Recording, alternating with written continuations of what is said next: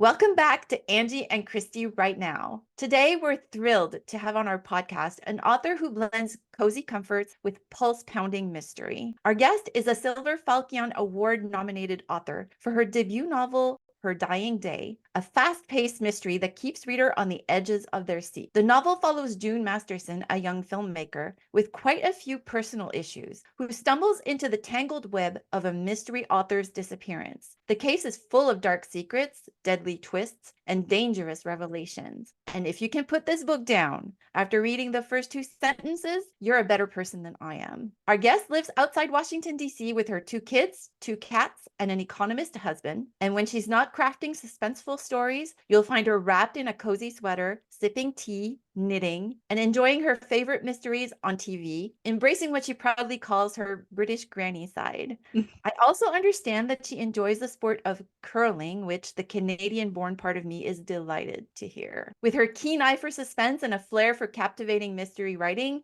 get ready for a chat with an author who knows how to combine comfort with crime. We are so excited to welcome Mindy Carlson to our podcast. Mindy, thank you for coming on. Thank you for having me. I'm really excited to be here. Awesome. Is there anything else that you'd like to add to that biography? Well, I mean, I do curl. So and my whole family curls. So my husband started, my kids both curl, and they have gone to junior national championships and U18 national championships. So we're pretty serious curlers. And I run the junior program at the Potomac Curling Club here in DC. I think you're the first person I've ever met that curls. I am the first person a lot of people meet that curls. It's wonderful sport. Like I used to do it when we were younger in Canada. It's fantastic. But around here I live in New Jersey, and there's like 1 or 2 only. I keep asking my city to build, because we have a golf club, and I'm saying, like, in Canada, golf clubs, curling clubs are the same. Like in the wintertime, you have curling. In the summertime, you have golf, but they just look at me like I have like weird eyes and move on. There's a couple clubs up in Connecticut that are like that, where they're golf clubs and curling clubs. Yeah, it makes sense. You use a bar the same way. Anyways. That's right. Yeah, that is one of my favorite things about curling, is that the winners buy the losers a drink. Absolutely. I have been in some disastrous games where I'm like, well, I didn't bring any money to buy a drink anyway. I love it. Fantastic. That's a great attitude. I love that. So, as with all of our authors that we interview, our first question is always, how did you know you wanted to be a writer? Well, I didn't. So I came into writing in a really roundabout fashion. I actually have my degree in animal science and pre-veterinary medicine, anthropology, and I have a master's degree in organization development. I love you. I have a very eclectic knowledge base. But I love reading, and I have always loved reading. Nancy Drew is my gateway drug. And then when I proudly announced to my librarian mother that I had finished the whole library, because I'd finished the whole Nancy Drew series, she handed me an Agatha Christie book and said, I think you'll enjoy this next. And that was actually the 450 to Paddington. Wow. It wasn't The Body in the Library or the Orient Express. It was, and I fell in love. So at the age of 12, I made it my mission to read every Agatha Christie book. And I just sort of kept reading and kept devouring all of these mysteries and other books. And then I was looking around for a hero that was kind of messy, but a mystery that was funny, very Kristen Bell in a way, from The Good Place, and her latest TV show right now, Nobody Wants This. Just flawed, but trying to be better. And so then I saw an interview with Toni Morrison, and she said, if there's a book out there that you want to read that you can't find, it's the universe telling you that you have to write it. Oh, yeah. So I was like, oh, no. But I was writing parenting articles first. We lived in Switzerland for a couple of years, and I was very struck by how different the parenting styles are and how much more freedom the kids in Switzerland have than the kids have here. And so I started doing that, and I have about 40 different parenting articles to my credit. And really switching from parenting articles to writing about murder is not as large of a hop as you might think. It's still all about emotions and family systems and how people get along and how they build their relationships. And once you understand how they build relationships, you can tear them apart. Oh, nice. I love it. I love it. And you can tell that this is your philosophy in the book that we just read, Her Dying Day. So Oh, I'm yeah. super happy to hear about that. But one does not go from not writing to having a published book. So how did it all start? Like you hear Toni Morrison say, like, you need to write a book now. So what do you do?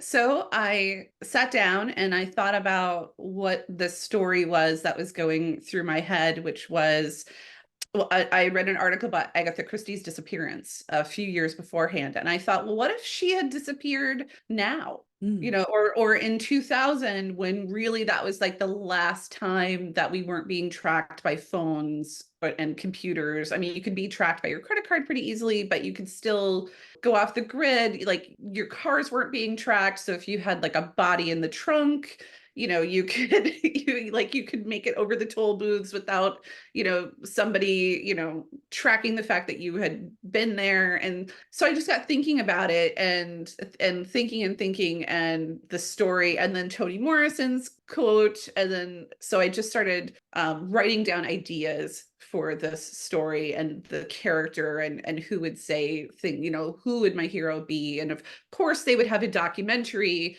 you know, that they would be trying to get onto Netflix. And because it was like right at that time when Making of a Murderer was really popular. And so, you know, every true crime thing was going on to Netflix or online. And so, yeah, I just sort of fussed with it for a little bit. And then I went to a writer's retreat up in Maine, specifically for starting your book.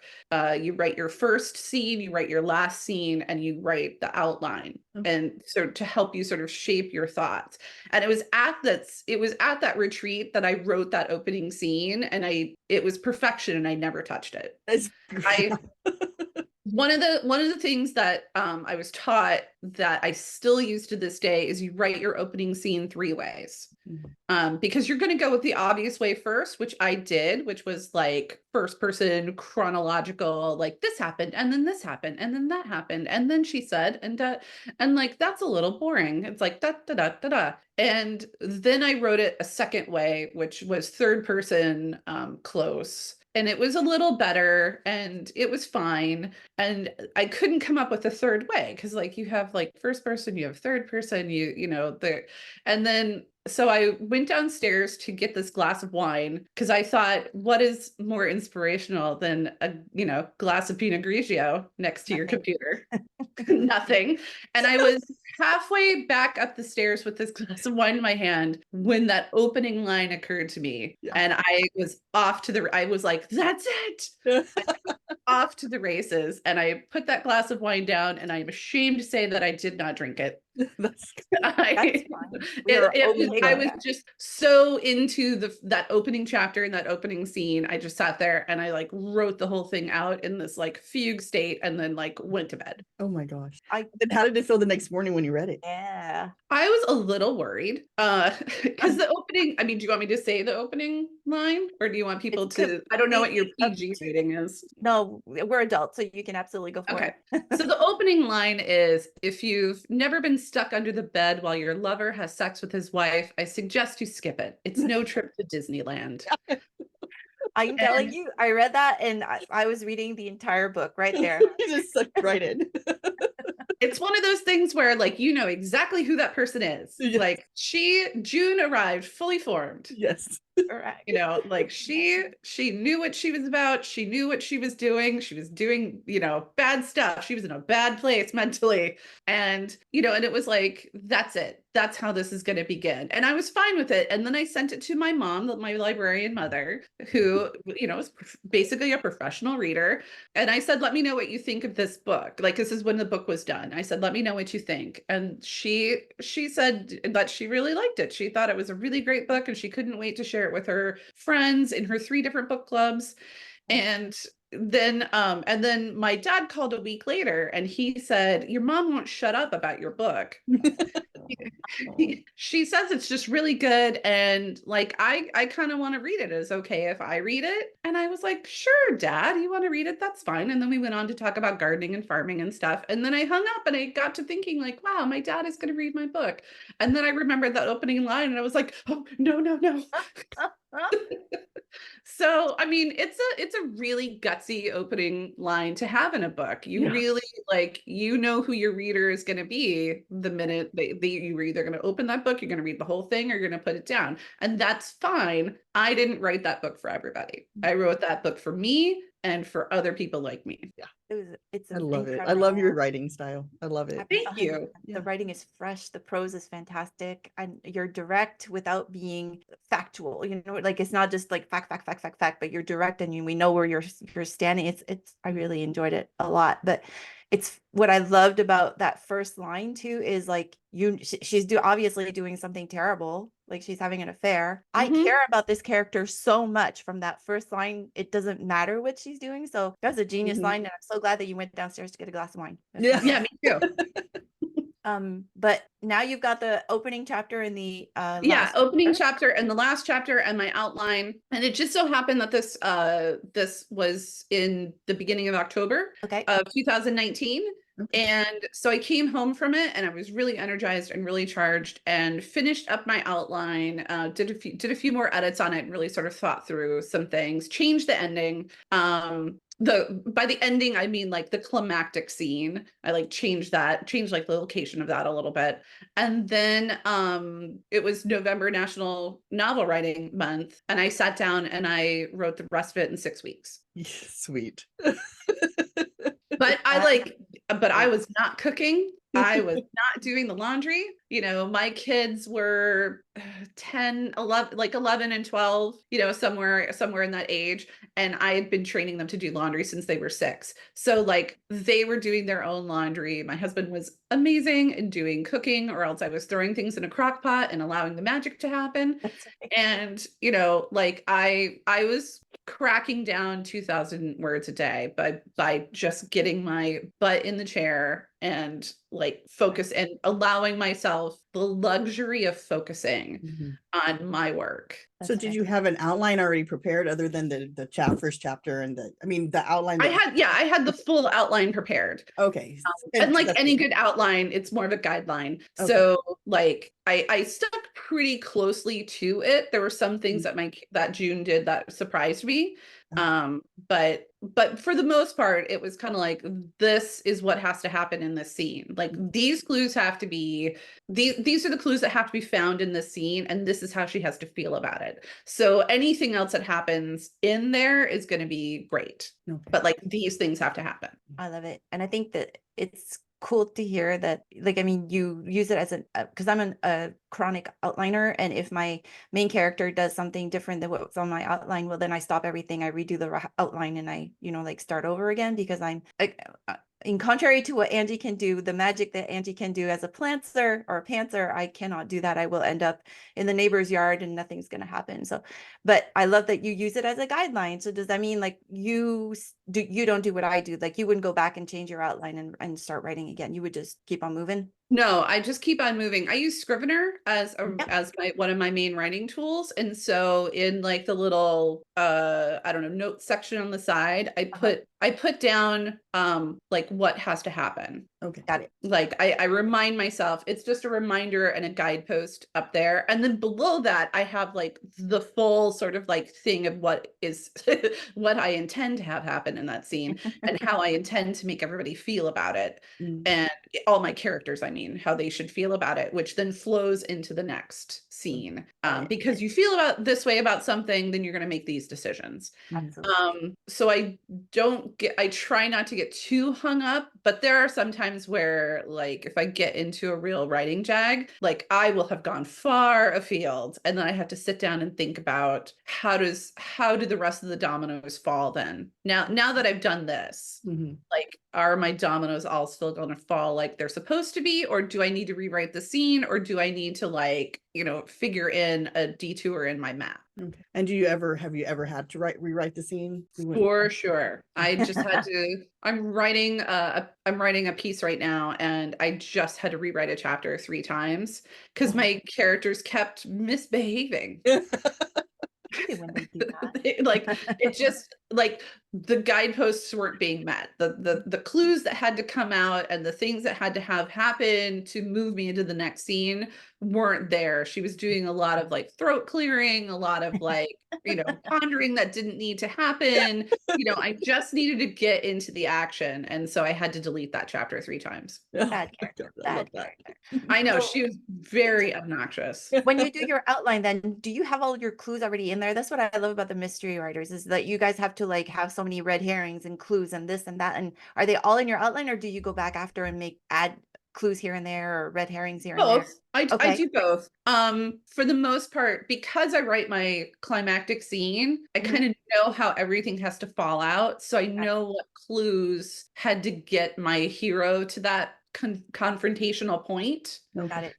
So I go back in, and it's like, like the gun has gone missing. Like somehow the villain gets the gun, but the gun has gone missing at some point because somebody else started with it. So like that has to happen in there somewhere. But on the other hand, like I just changed the order in which some of the weapons were being used in this book, where that was a major rewrite. That was like, I had to go back to the outline and like rejigger some stuff. But like I had a shooting happen, and then I had somebody being clubbed with a stick, and I changed the order of how that happened. Or so, because the tension needs to ramp up in a certain way, and it doesn't really serve the book and the reader to have it be suddenly high tension and then drop and then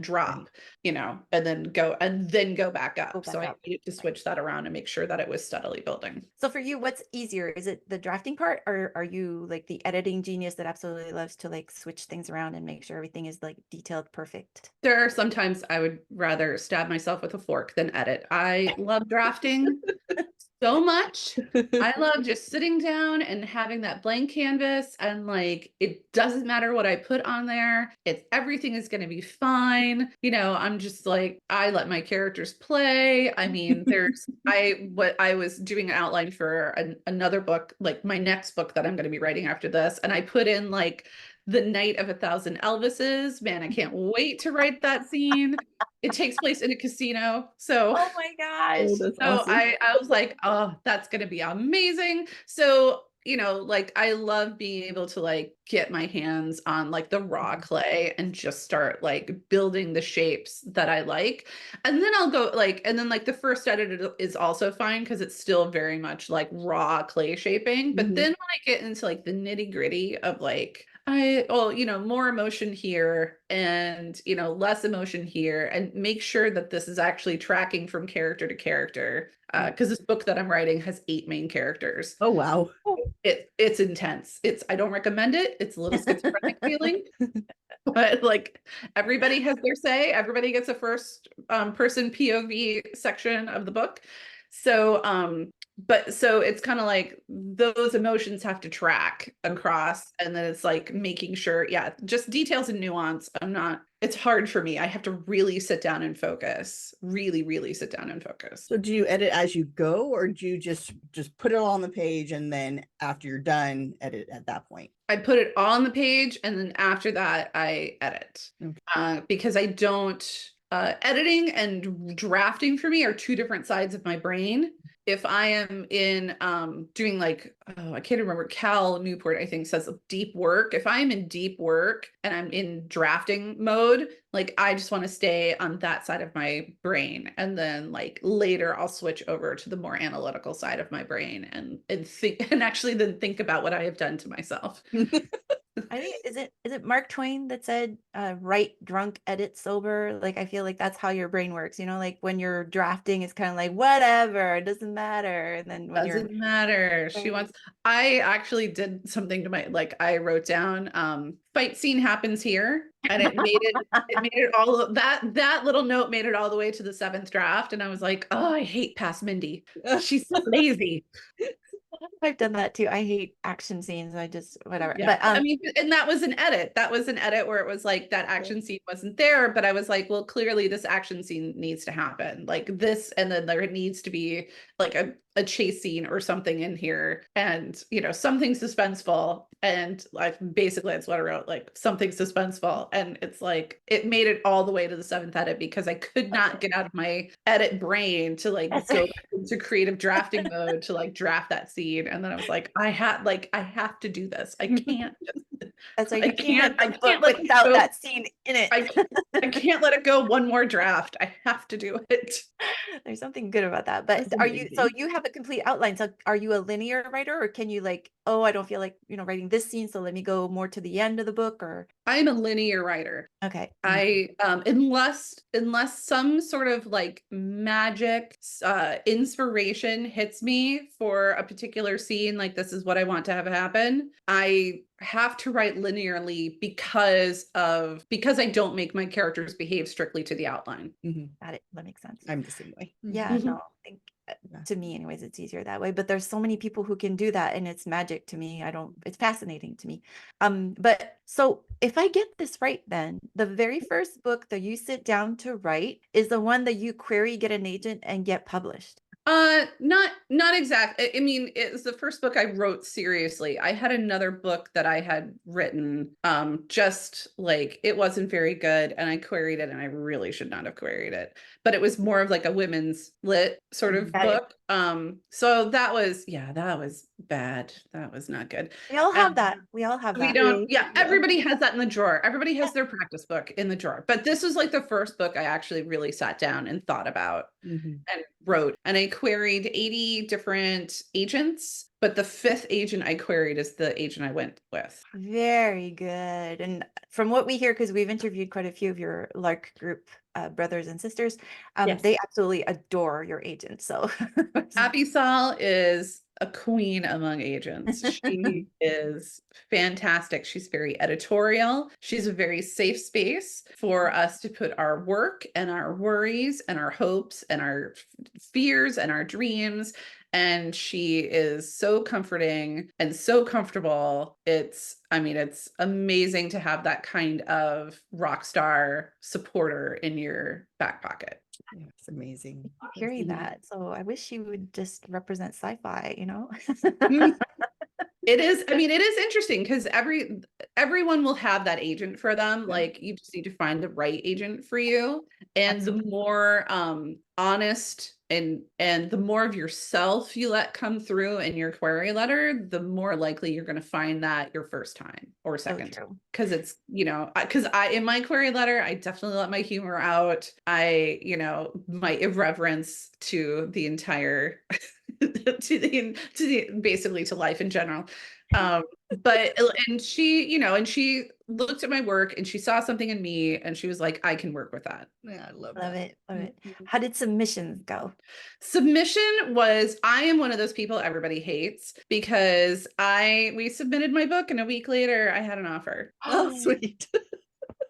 Beautiful. Congratulations. That's Yeah, that's fantastic. awesome. It was one of the, and it was like, I guess we submitted it in 2021, I think. Yeah, that sounds about right. And I was like getting the kids vaccinated for COVID, and we were like in the car, and I was like trying to back out of this parking lot where there were really hard people, like people they were unfamiliar with driving. 2020 was really hard on all of us. We've all forgotten some basic skills. And my phone rang. And so I was like, well, I'm clearly not getting out of this parking lot. So I just like pulled forward back into the parking spot and took the call. And she goes, you have an offer. Oh, Awesome. wow. So it was with Crooked Lane, who's the publisher of Her Dying Day. And it was amazing. And then we told everybody else we had an offer and gave them, I think it was like a week or 14 days to get back to us with offers. And then we decided to go with Crooked Lane. Yeah, I I love love it. your cover too. It's so Yeah. beautiful. They did a great job, right? Yeah, I really love it. Yeah. I love the sort of tone on tone of it. It gives it a very noir kind of feel, but Yes. like also quirky. Mm-hmm. Very like modern. like myself. Which I love about that. Yeah. So now let's get into this book because I cannot wait to get into this book. First of all, I want to gush. I want to tell you that you are a fantastic writer. The prose, the quirkiness of it, the humor in it. You made me care for a character that was doing odd things, that was in situational places where I would not necessarily agree with what she was doing, but I cared so much for what she was doing.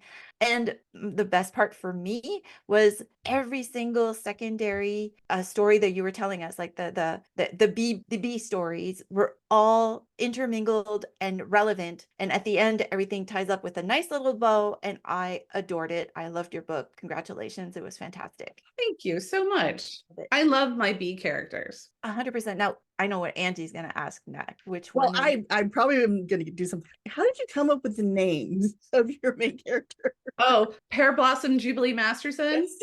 Well, I mean, if you were raised by hippies, what would your name be? My professional name is Mindy Carlson. My name is Melinda, and I was named after a nun. So I'm used to like parents, like, and my brother is named after my dad, who's named after his dad, who's named after his dad, who's named after his dad. So I'm well aware of like naming quirks in families. And I was like, well, her parents were like hippies, like born again, sort of like hippie kind of people where, it was like in the 90s and stuff. And I lived in a commune for a year in the 90s. So it just sort of like, her name is Pear Blossom Jubilee Masterson, and she's going to hate it. She's going to hate her name. And the minute she gets to college, she's going to basically rename herself. And she renames herself as June because the registrar at the college got confused. and her birth date was June, and she misheard her and just called her June for the whole conversation. So, and she thought, well, that works. Yeah. As long as it's not Pear Blossom, we're fine. I know Pear. I love it. But I also love that her boyfriend I don't want to spoil too much, but her boyfriend also loves that name and calls her that, which must be so aggravating for her. But at the same time, it's like a term of endearment for him. So it's just, the situation is just funny. It's a way that he tries to tell her he sees who she really is, or he's trying to prove that he sees who she really is, that she's still this naive girl who arrived at college knowing basically nothing about how the real world worked. And that is something that he finds endearing rather than a problem to be solved. No, I loved it. I thought it was great. So now, we all know he's problematic. Well, he has issues. Well, without a doubt, he has issues. But and that's the great part about your book, right? Nobody's black and white. It's all shades of gray, which is what you want from your characters. You don't want anybody to be extremely good or extremely bad. They all have to have something in there.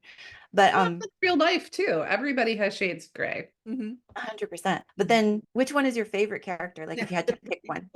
Oh my gosh. Well, I mean, I really love June, but I think one of my favorite kind of like main characters is Meadow. Love her. I really love Meadow. I love her relationship with Faye. Faye is actually one of my favorite I mean, it's like, I love them all. They're all my children.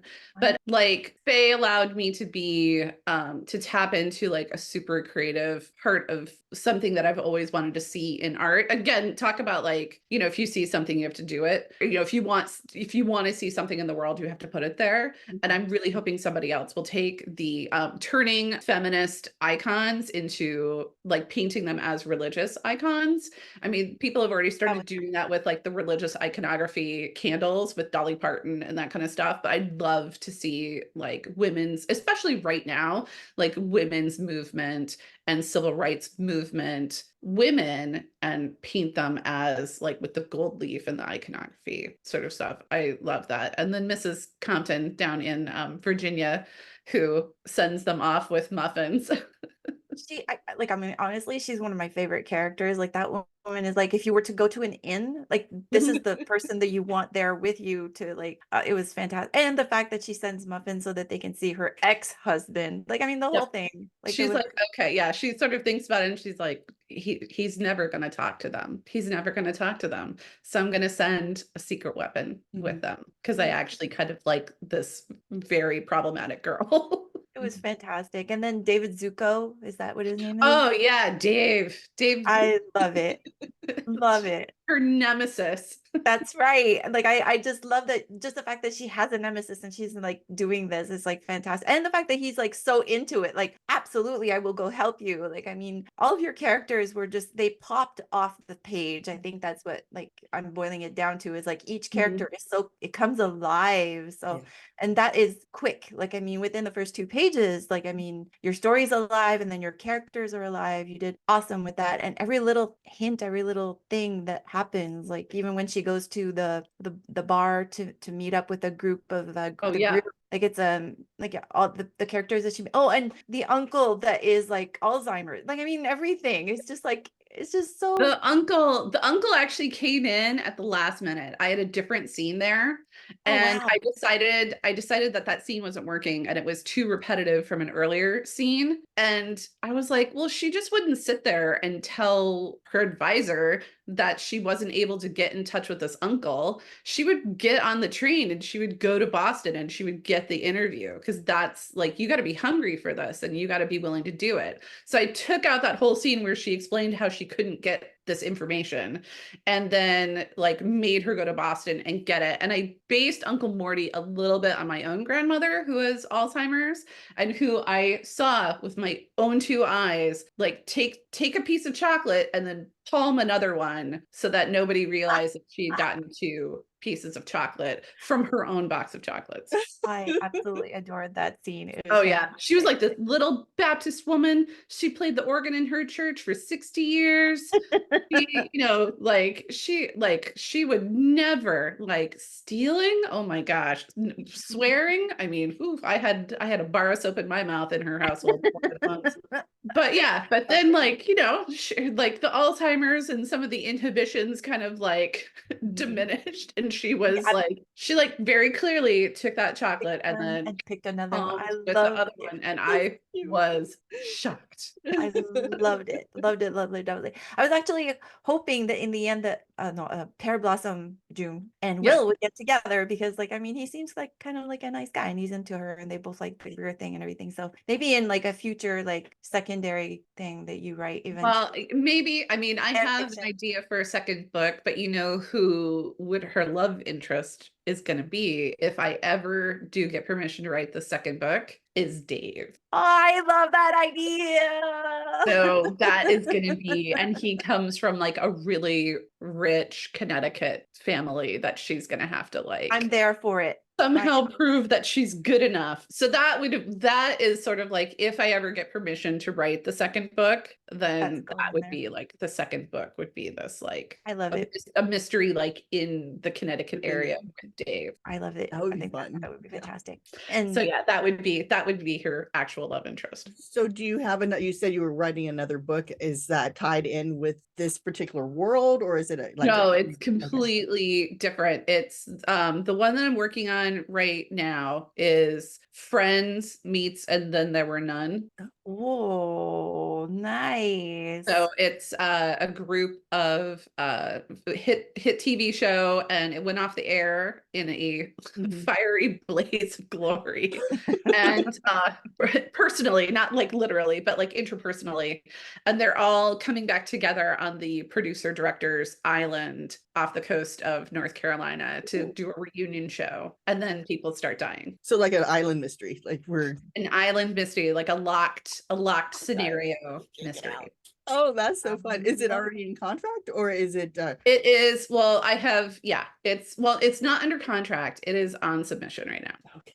And I really love it. I think it's like really, really great. Okay. I love it. So I have that. And then the next book that I am writing is a sort of a heist book. Oh, nice. Is that the one with the 8 characters? That is the Friends is the one with the 8 characters. Okay. And then this one is this one I want to sort of keep a little bit of a tight lid on it, but that's the one in the casino I was talking about with the Night of 1,000 Elvises. Oh gosh. That's one of the best parts about writing humorous mysteries, is that you can really like let your imagination go bananas. Yeah. It does. You can do whatever. A Night of 1,000 Elvises. Come on, the ideas. I Like know. you can really just sort of, sometimes if I can't come up with something funny or, a fun action thing to do, I just start making a list of like the stupidest things that could happen, the most difficult things that my hero would have to get around or get past, to be able to succeed. What are some funny stories that I've heard, all of that kind of stuff. And I just start writing it down until one clicks with me, like, oh yeah, that could actually work in this. Oh my gosh, with your sense of humor, I cannot wait to read that Elvis scene. I cannot wait. It'll be great. Yeah. But what is one thing that you've done in your career that you think like helped you the most to get where you are right now? Let's see. Well, I made it my mission to support other writers as much as I could. Nice. And that sort of building those connections with other writers has really helped me in times where I have been racked with self-doubt. And we all have the moments where we're like, I don't know how to write. I should never have tried to become a writer. I don't know what I'm doing. None of this is working. I'm gonna have to jettison all of this and start over. And it's really never as bad as you think it is in the moment. It's, like that inner voice lies. Yeah. But because I really set out to I want to get to know people and I want to get to know other writers and hear their stories and hear how they write and hear and read their books and support their books and post their books on my Instagram and my Facebook and get excited about this literature that is taking people, it takes us a year to write these books. I mean, except if you're Jess Lowry, then it takes you 6 months. But you get really excited about the craft of other people and the effort and the work that they're doing. And that's something to be celebrated. And I'm a person who likes to celebrate often with champagne, but I like to celebrate other people. I like to celebrate their accomplishments. And because we have that, the whole writing community has that kind of philosophy. And so everybody is celebrating everybody else. And when you are in your most darkest times of writing, there's nothing like being able to reach out to a fellow writer and going, this whole thing sucks. And have them go, it doesn't really.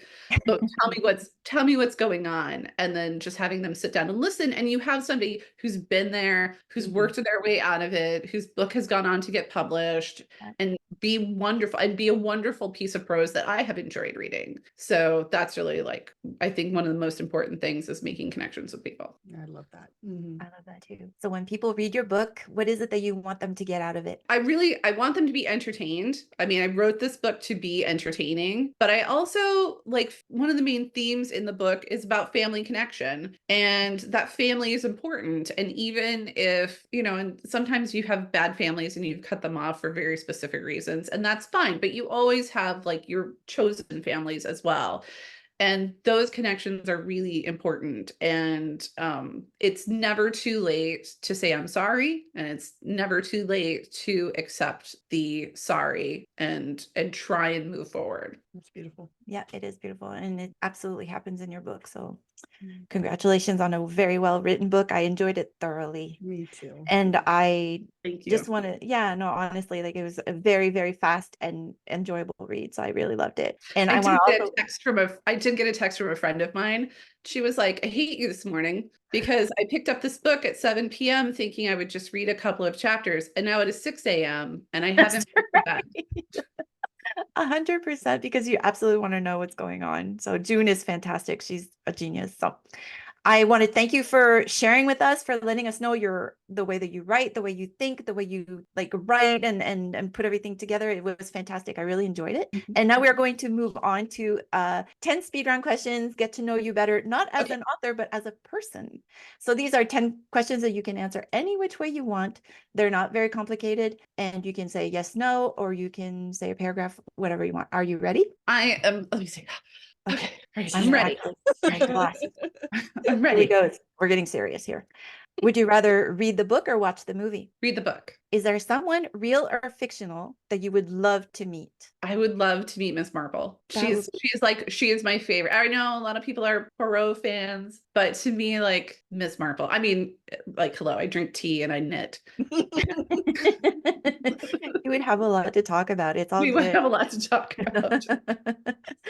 Number 3 is the grass greener on the other side? Never. Love that answer and the confidence that goes with it. Good for you. Have you ever left a movie or a play mid-showing? No, but I have been tempted.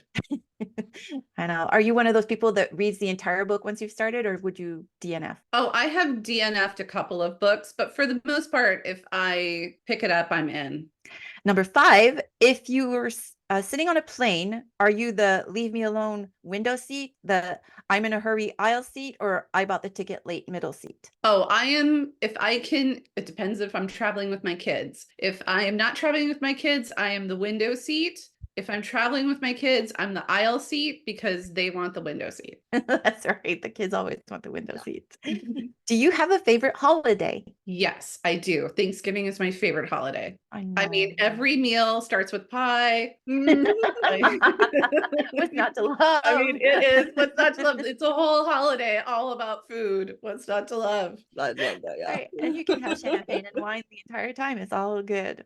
That's, I mean, it's the cooking champagne that, you have to get through the cooking with, and then you have a new fresh bottle for the table. I'm right there with you. That sounds good. And you can have a dessert champagne too. It's all good. That is true.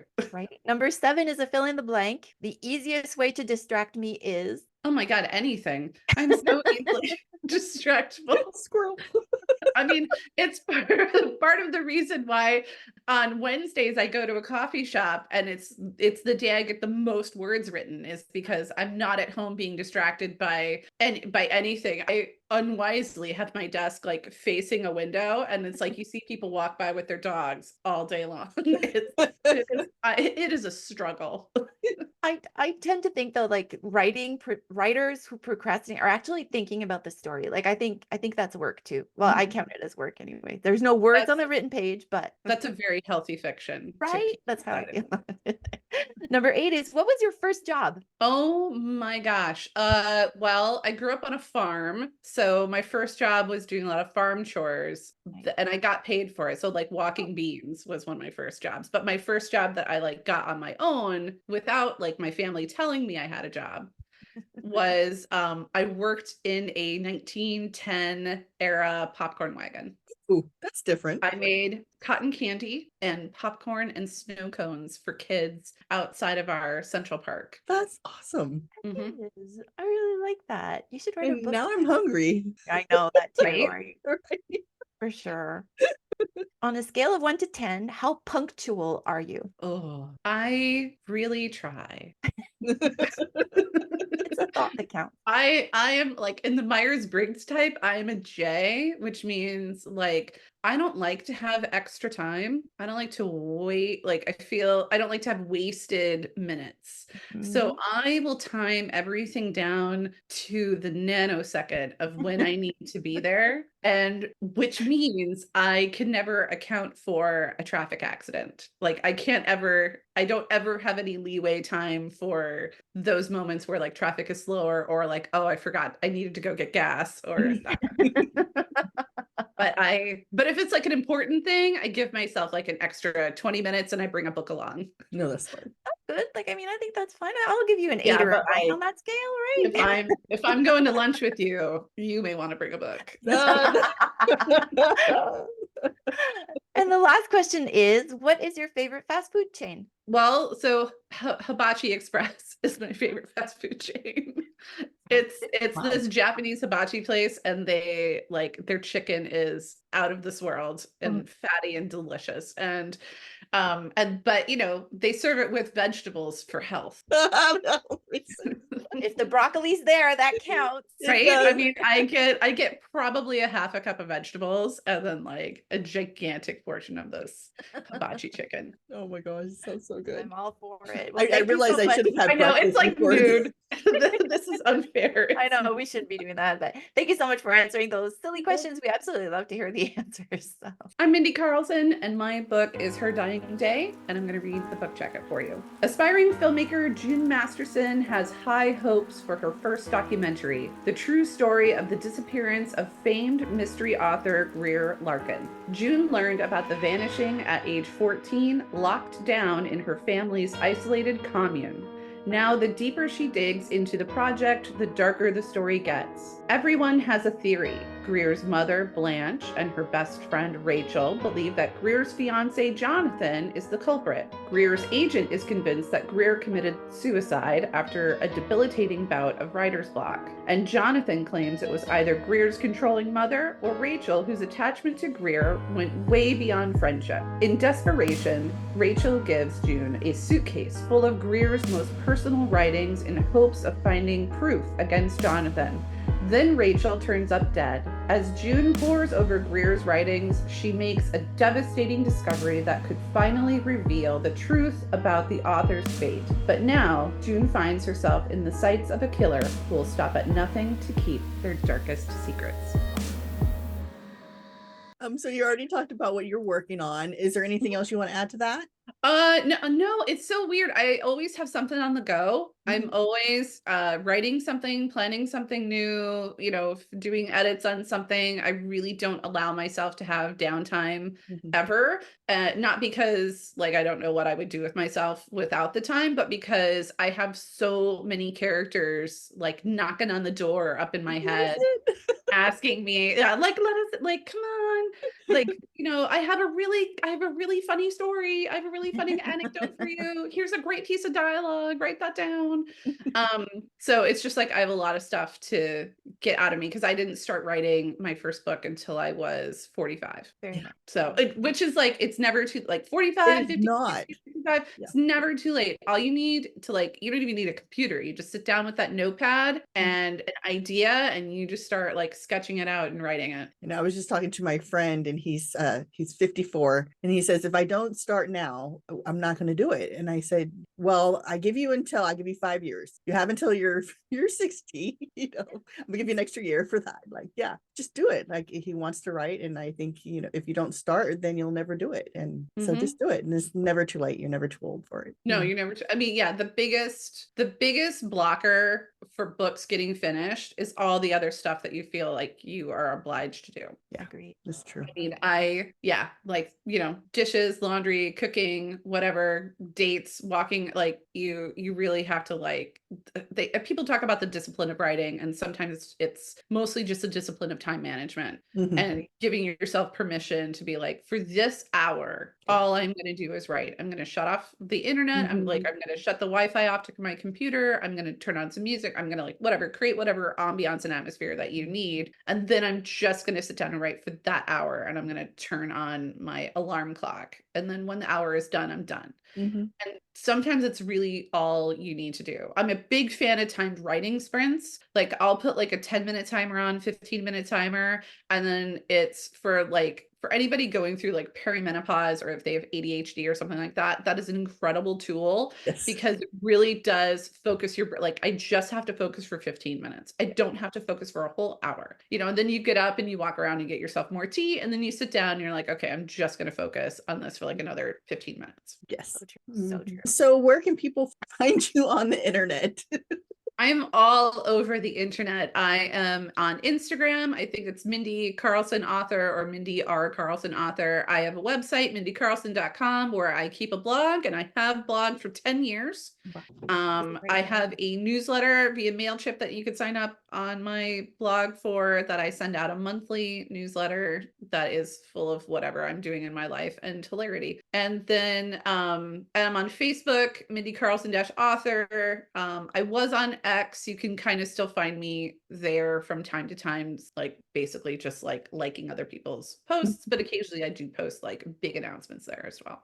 But mostly you're going to find me on Instagram. Okay. There's a lot of really good pictures of food on her website, and I completely encourage you to go see it. Yeah, if you start following my Instagram, you'll see every Wednesday a picture of a cup of coffee. That Wednesdays I go to this really, really great little coffee shop, and it's now fall, so they have a zesty cardamom latte. Oh, nice. Which is one of my favorite things on the planet. And then in the summer, they have honey lavender latte. Oh, different. Yeah. And they'll serve it on ice and stuff. Those are two of my favorite beverages in the world. Love that. If I had to choose that over Diet Coke, I would choose that. Yeah, that sounds delicious. All right. Well, we just want to thank you so much for joining us today. We had a Thank blast. you. I had a really fun time. Oh, yeah, we did. It was so much fun. And so everyone, please, if you haven't read Mindy's book, please go pick it up. It's called Her Dying Day by Mindy Carlson. And also, we're going to have some What Are You Reading Now pop up. So Mindy talks about some of the book that she is reading, and those sound really good as well. And so you want to check those out. And if you haven't liked or subscribed to our channel, please do, because we would love for you to be able to watch more author interviews. And we've been having a blast with all the people that we've been having coming on lately, especially all of Mindy's agent brothers and sisters who have been joining us. And so they're going to be popping up as well. So you definitely want to hit the notification bell so that you know whenever we have a new video come up. And everyone, just thank you so much for joining us. Oh, and at the end of this video, if you stick around, there's going to be little boxes on the screen, little video links, so that you can go onto one of our playlists and watch some more author interviews today. So thank you so much. I can't even talk today for so long. I think it's all that food is my I'm hungry. The joys of editing. Click here or click That's here. right, click there and here and here and there and down here. Click here. Click for that one time. Click here if you want to watch more Arthur. I can't even say author interviews. There you go. Click Here, here let's if you end want to this. watch more author interviews, including Tony Work and Jason Powell. That's so funny. He will be our spokesperson. That's right. From now on, everything we do for like subscription is Mindy. That's right. Okay. I will happily do it. Thank you. Thank you so much for coming on. Thank you guys. Thank you Thank so you. much. I've had such a blast.